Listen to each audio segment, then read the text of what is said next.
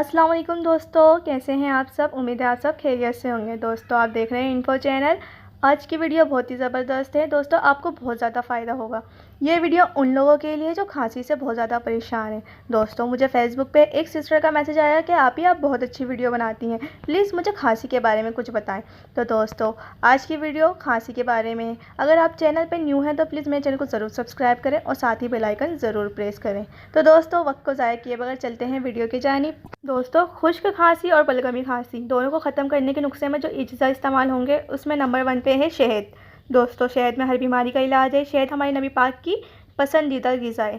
Second इसमें हम use करेंगे काली मिर्च। दोस्तों इसमें काली मिर्च साबित यूज़ नहीं करेंगे, काली मिर्च का पाउडर यूज़ करेंगे।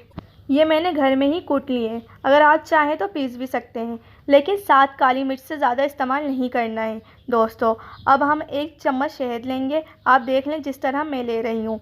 अब इसमें 7 काली मिर्च के पाउडर को डालना है। मैंने अंदाजे से लिया है, सिर्फ आपको दिखाने के लिए। आप अंदाजे से नहीं लेना दोस्तों, 7 काली मिर्च ही होनी चाहिए। ऐसा ना हो कि 8 या 6 इस्तेमाल कर लें आप।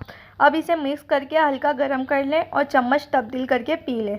दोस्तों ये याद रहे कि रात को सोते वक्त करना है ये अमल, और इसे पीने के बाद आप बिल्कुल भी पानी नहीं पी सकते। लेकिन अगर आप इसका नतीजा चाहते हैं तो आप बिल्कुल भी पानी ना पिएं और जिस तरह मैं कह रही हूँ उसी तरह अमल करें और सो जाएं। जब आप सुबह उठोगे ना दोस्तों तो आप यकीन करो आपको खुद फ़र्क महसूस होगा। 100% गारंटी दे रही हूँ मैंने खुद इस नुस्खे को इस्तेमाल किया है। दोस्तों उम्मीद है ये वीडियो आपके लिए हेल्पफुल रही होगी। वीडियो अच्छी लगी हो तो लाइक करें और कमेंट में अपनी कीमती राय का ज़रूर इज़हार करें और साथ ही मेरे चैनल को ज़रूर सब्सक्राइब करें।